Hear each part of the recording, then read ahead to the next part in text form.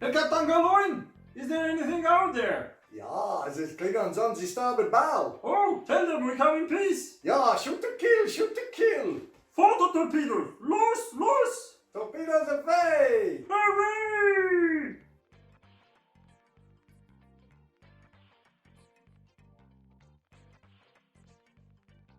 Hello, welcome to Jolly Antiques. Hi Raz. Hello. At Jolly Antiques we like to present to you and talk about interesting and unusual things that pass through our hands. What have you got for us today, Raz? Well, today I'll show you two very interesting items which are strongly related.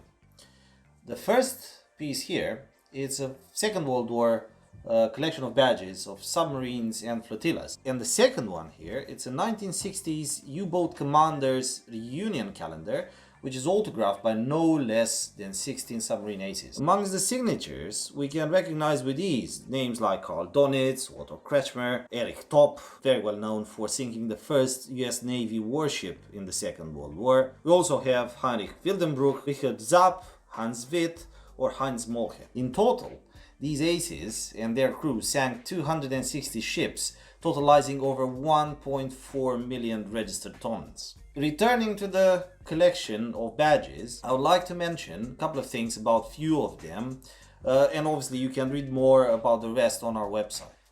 Probably the most recognizable one is the Laughing Swordfish of the 9th U-boat flotilla, which is captained by Heinrich Lehmann Wildenbruch. Now isn't Wildenbruch the captain of the U-boat on the film Das Boot? It is indeed, yes.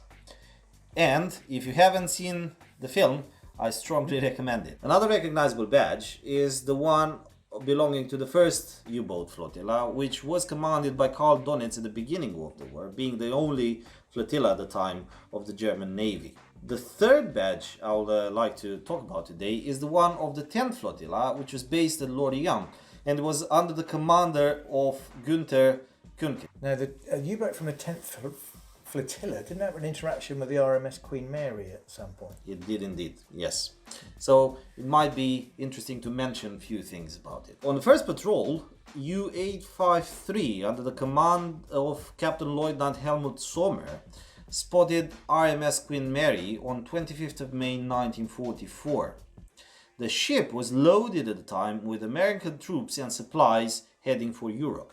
The U-boat submerged to attack, but it was outrun by the much larger and faster Queen Mary. Proving a fantastic courage and determination, Sommer surfaced the boat in Queen Mary's wake to gain some advantage. He was immediately attacked by the Swordfish aircraft of the carriers Ancillus and Empire McKendrick escorting Queen Mary and the convoy.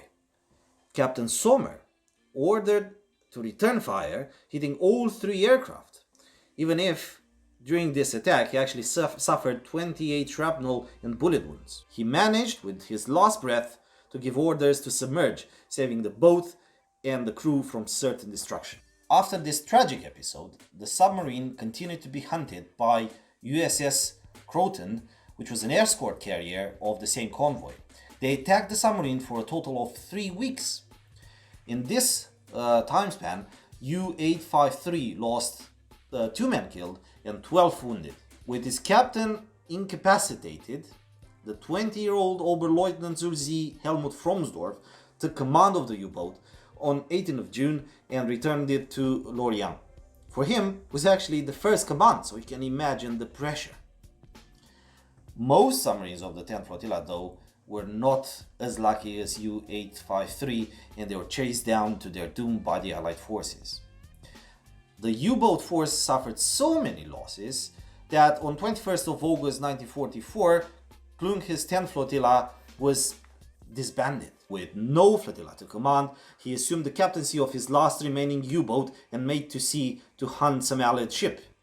The U-boat was, of course, U-853. He set sail on 27th of August 1944 to operate in the western approaches of the British Isles.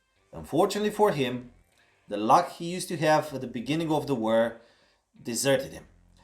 And after 7 weeks of operation, the boat had no successes and the crew's morale was close to the limit. This determined the captain to make for Flensburg in Germany. Once there, he actually took command of another U-boat flotilla and left the submarine in the good hands of the old Oberleutnant Helmut Fromsdorf. You remember him. This was his second command on the same U-boat.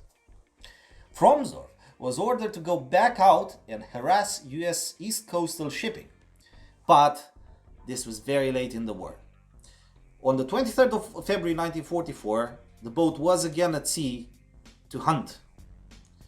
But Germany, losing the war, as I said, gave less and less chances to the submarines and crews to survive the combat. On 23rd of April 1945, our submarine was discovered by USS Eagle, who fatally torpedoed it nearby Portland, Maine. The boat went down with 67 of his crew, only 13 remaining alive to tell the story. Well, thank you, Raz. That was fascinating. The end of the Second World War was full of stories like this, especially for the U-boats. I, for one, want to go and do a bit more research to find out if Helmut Fromsdorf actually survived, and you can do some more research if you want to as well.